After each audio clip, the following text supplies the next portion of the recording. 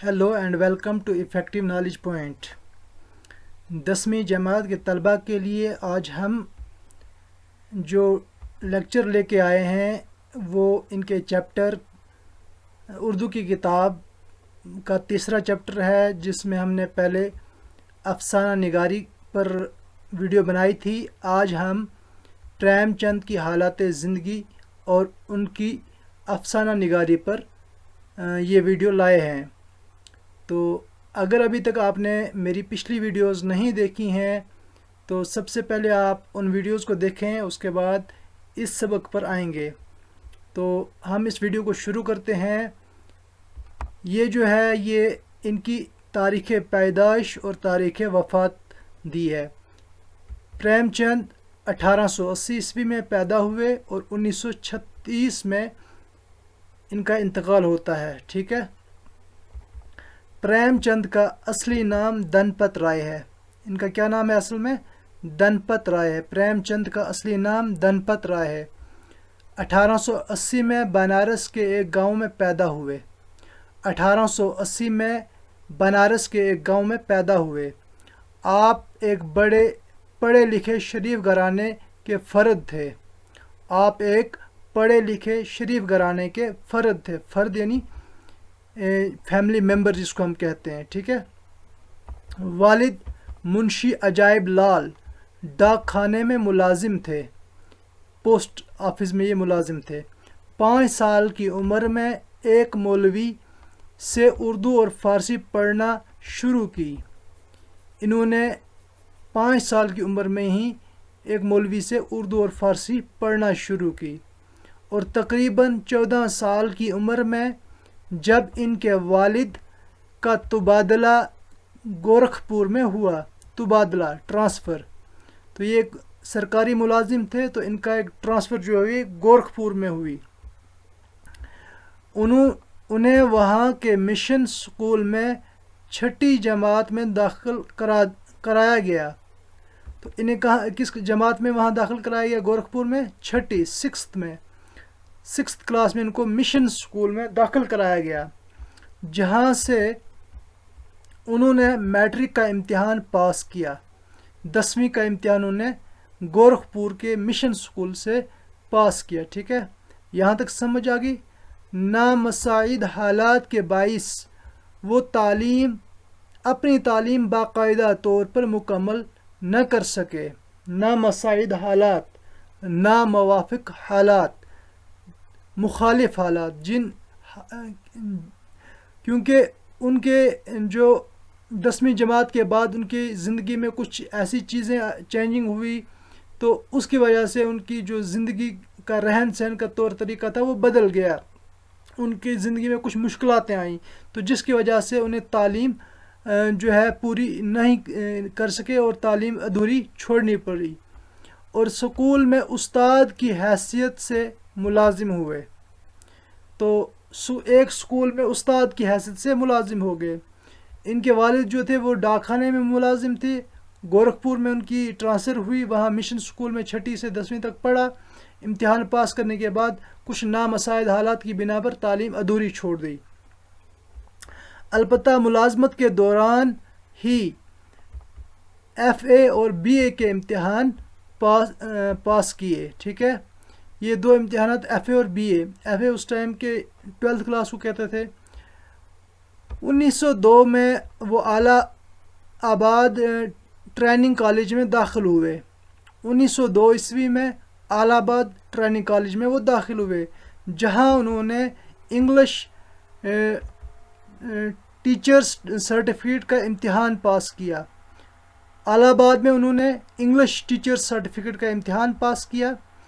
इस इम्तिहान में प्रेमचंद तकरीबन 2 साल तक रहे। इस कॉलेज में प्रेमचंद तकरीबन 2 साल तक रहे, जहां उन्हें पढ़ने लिखने के अच्छे माहौल मिला, के लिए अच्छा माहौल मिला। उन्होंने अपना पहला नावल असरार माबुद, पहला नावल उनका कौन सा था? असरार माबुद, यहीं लिखा, जो बनारस के एक हफ्ता वार آواز خلق میں قسط وار شائع ہوا۔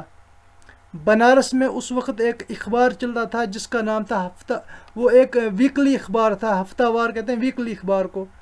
اس اخبار کا نام تھا آواز خلق، جیسے آج ڈیلی اڑان ہے، ڈیلی ایکسلشر ہے، کشمیر عظمیٰ ہے۔ اسی طرح سے اس وقت جو ویکلی اخبار ہوتا تھا، ایک ہوتا ہے ڈیلی بیس پہ ہر روزانہ روزنامہ جس کو ہم ڈیلی اخبار جو ہمارے پاس آتے ہیں، ایک ہوتا ہے ویکلی، ایک ہوتا ہے منتھلی، ایک ہوتا ہے 6 منتھ کا، ایک ہوتا ہے ایئرلی اخبار جس کو ہم اپنی زبان میں ایئرلی جو ہمارے پاس آتے ہیں وہ ہمارے پاس کیا آتا ہے، کرنٹ افیئرس کی صورت میں آتا ہے، ٹھیک ہے۔ تو یہاں پر جو ہے ایک ویکلی اخبار ہوتا تھا، ہفتہ وار اخبار آواز خلق اس اخبار کا نام تھا۔ اس میں قسط وار یعنی مرحلہ وار جو ہے شائع ہوا، پارٹ بائی پارٹ شائع ہوا، ٹھیک ہے۔ 1905 میں ان کا تبادلہ کانپور میں ہوا۔ تو پہلے انہوں نے بنارس میں جو ہے اپنی ملازمت سر انجام دی، اس کے بعد ان کا تبادلہ کانپور ہو جاتا ہے، جہاں منشی دیا رام نگم ایڈیٹر کس کے تھے، زمانہ کے، زمانہ ایک اخبار ہے اس کے ایڈیٹر تھے، سے عمر بھر کی دوستی کی بنیاد پڑی۔ تو جو منشی دیا رام نگم ہے ان سے یہاں پر دوستانہ مراسل شروع ہو گئے، یعنی دوستی ہوگی ان سے۔ اب انہوں نے مستقل طور پر زمانہ میں اصلاحی، سوانحی اور ادبی تبصرے لکھنا شروع کیے۔ پہلے وہ کبھی کبھی جو ہے لکھتے تھے، تو جو بھی اخبار ان کو آسانی سے جس اخبار میں جگہ مل جاتی تھی وہاں پر وہ لکھ لیتے تھے۔ لیکن جب ان کی دوستی دیا رام نگم سے ہوئے، وہ ایڈیٹر کس کے تھے، زمانہ اخبار کے، تو اب ان کا جو لکھنے کا طور طریقہ جو ہے مستقل یعنی کنٹینیو ہو گیا، وہ روز ڈیلی بیسس پر کچھ نہ کچھ لکھتے تھے۔ تو اپنے اس زمانہ اخبار میں شائع ان کی چیزیں ہوا کرتے تھے، اصلاحی طور پر کچھ لکھتے تھے، سوانحی اور ادبی تبصرے بھی لکھا کرتے تھے۔ کانپور کی زندگی اور ماحول نے پریم چند کی صلاحیتوں کو نکھارنے میں اہم کردار ادا کیا۔ اب جب یہ کانپور میں رہے، وہاں اپنی ملازمت سر انجام دی، وہاں کی زندگی میں ان کی زندگی میں وہاں کا رنگ روپ جو ہے وہ نکھرتا ہوا وہاں آ گیا، سب چیزیں وہ وہاں کرنے لگے۔ کانپور کی سوسائٹی کا، وہاں کی جو تہذیب کا ان پر اثر ہونے لگا، ان کی صلاحیت میں زندگی میں نکھار پیدا ہو گیا۔ نکھار یعنی ان کی زندگی میں ایک تازگی ہوئی، ان کی زندگی جو ہے بدلنے لگی، ٹھیک ہے۔ اسی زمانے میں ان کا سیاسی اور سماجی شعور پختہ ہو گیا، ان کی سیاسی اور سماجی زندگی میں بھی تبدیلیاں رونما ہونے لگی، اور حب الوطنی کا جذبہ بیدار ہوا۔ حب الوطنی کا جذبہ بیدار ہوا یعنی ان کی زندگی میں، ان کی شخصیت میں جو ہے وطن سے محبت کا جذبہ ہوا۔ بیدار کہتے ہیں یعنی ہوشیار ہونا، پیدا ہونا۔ ان کے دل میں جو ہے وطن کے لیے محبت پیدا ہوگی، وطن کی خاطر زندگی کو نشاور کرنے کا جو سلیقہ ہے وہ پیدا ہو گیا۔ چنانچہ اس جذبے کے تحت لکھی گئی کہانیوں پر مشتمل ان کا مجموعہ سوز وطن نواب رائے کے فرض نام سے 1908 میں شائع ہوا۔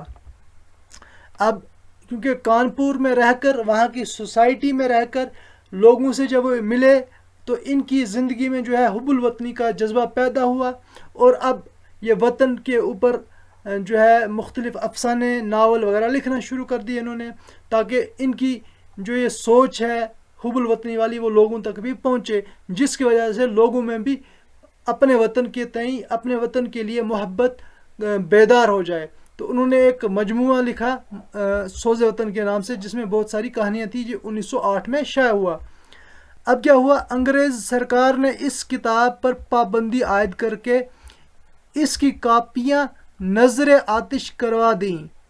نظر آتش یعنی جلا دیں انہوں نے کو، کیونکہ انہوں نے عوام کو بیدار کرنے کے لیے سوز وطن میں اس طرح کے مضامین، اس طرح کے موضوعات کو پیش کیا تھا تاکہ جس کو پڑھ کر لوگوں میں اپنے وطن کے تئیں جو ہے حب الوطنی کا جذبہ بیدار ہو، اور وہ انگریزوں کی غلامی سے آزادی کی طرف جو ہے وہ مائل ہو جائیں اور انگریزوں سے بغاوت کر دیں۔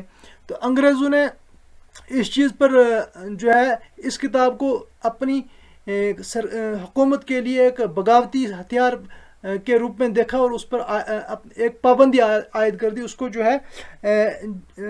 جو ہے ضبط کر لیا، اور اس کو ان کے جتنے بھی پرچے تھے، جتنی کاپیاں اس سوز وطن کی تھی، ان کو جلا دیا۔ ٹھیک ہے، یہاں تک سمجھ آ گئی؟ اب آگے چلتے ہیں۔ کانپور کے 4 سالہ قیام کے بعد ان کا تبادلہ ضلع ہمیرپور میں بحیثیت ڈپٹی انسپیکٹر مدارس ہوا۔ تو 4 سال یہ کانپور میں رہے، اس کے بعد ان کا تبادلہ ہو گیا، ان کی ٹرانسفر ہوگی ہمیرپور میں، جہاں ان کی پرموشن ہو کر ڈپٹی انسپیکٹر مدارس ہوئی۔ یہاں پریم چند کو دیہات میں جانے اور کسانوں کی زندگی کی گوناگوں رنگا رنگ مسائل کو سمجھنے کا موقع ملا۔ اب ہمیرپور میں کیا ہوا، پریم چند کو ڈپٹی انسپیکٹر بنا دیا گیا۔ یہاں الگ الگ مدارس میں انسپیکشن کے لیے جایا کرتے تھے، لوگوں سے ملا کرتے تھے، دیہات میں اکثر ان کا جانا ہوتا تھا، وہاں دیہات میں کسان لوگ ہوتے تھے، ان سے ملنا، ان کی زندگی کے متعلق جانکاری ان کو حاصل ہوئی، کسانوں کی زندگی، رہن سہن، کھان پین یا ان کا طور طریقہ کس طرح سے، ان کی رنگا رنگ مسائل جو تھے، الگ الگ طرح کے مسائل، ان کو سمجھنے کا موقع ملا۔ اسی زمانے میں ان کی صحت خراب رہنے لگی، وہ گورکھپور چلے آئے۔ تو کانپور سے وہ ہمیرپور سے وہ گورکھپور چلے گئے۔ گورکھپور کے قیام ان کی ادبی زندگی کے لیے بہت ہی سازگار ثابت ہوا۔ اب جب یہ گورکھپور چلے آئے، یہاں ان کی ادبی زندگی بھی شروع ہو گئی، یعنی انہوں نے ادب پر لکھنا بھی شروع کر دیا، افسانہ نگاری، ناول نگاری، ان چیزوں کی طرف بھی رجوع انہوں نے کیا۔ تو اس کے لیے ان کا ایک سازگار ماحول تیار ہوا، موافق، یعنی اس ادبی زندگی کے لیے جو ہے صحیح وقت اور صحیح جو ماحول تھا۔ اسی زمانے میں ان کی کہانیوں کا مجموعہ پریم پچیسی شائع ہوا۔ گورکھپور جب آئے تو ان کی ادبی زندگی کے لیے ایک سازگار ماحول تھا، اس سازگار ماحول کا فائدہ اٹھاتے ہوئے انہوں نے ایک کہانیوں کا مجموعہ لکھا، جس کہانی کا مجموعہ کیا تھا، پریم پچیسی اس مجموعے کا نام تھا۔ اور ایک اور ناول گوشائے عافیت مکمل ہوا اسی گورکھپور کے قیام کے دوران۔ 1921 میں انہوں نے سرکاری ملازمت سے استعفیٰ دے دیا، ٹھیک ہے، استعفیٰ دے دیا، ریزگنیشن پیش کر دیا۔ پھر مختلف پرائیویٹ اداروں میں کام کرتے رہے۔ ایک ہندی ماہ نامہ، منتھلی اخبار جس کو ہم گے، مریادہ، منتھلی ہندی ماہ نامہ کون سا تھا، منتھلی تھا وہ، مریادہ کی عدالت کے فرائض بھی کچھ دیر کے لیے انجام دیے۔ عدالت ایڈیٹر بن کے ان کے اس کام کے لیے ہیں، اخبار اور رسالہ کی ترتیب کرتے رہے، ایڈیٹر بنے، یعنی مریادہ کے انہوں نے ایڈیٹر کے جو ہے فرائض بھی انجام دیے۔ اس کے بعد انہوں نے اپنا پریس خریدا، یعنی پریس کلب، اور باقاعدہ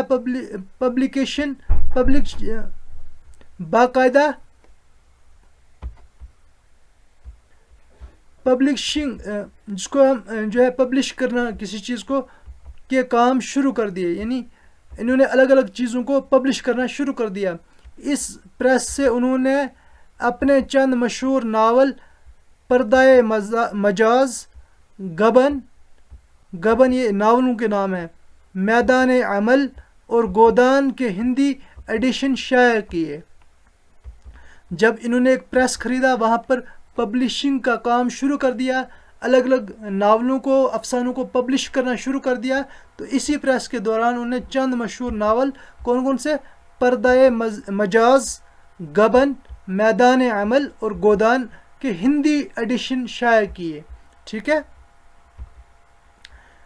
پریس کی آمدنی بہت ہی کم थी, लेकिन लिहाजा 1925 में लखनऊ आकर मुख्तलिफ जगहों पर काम करने लगे।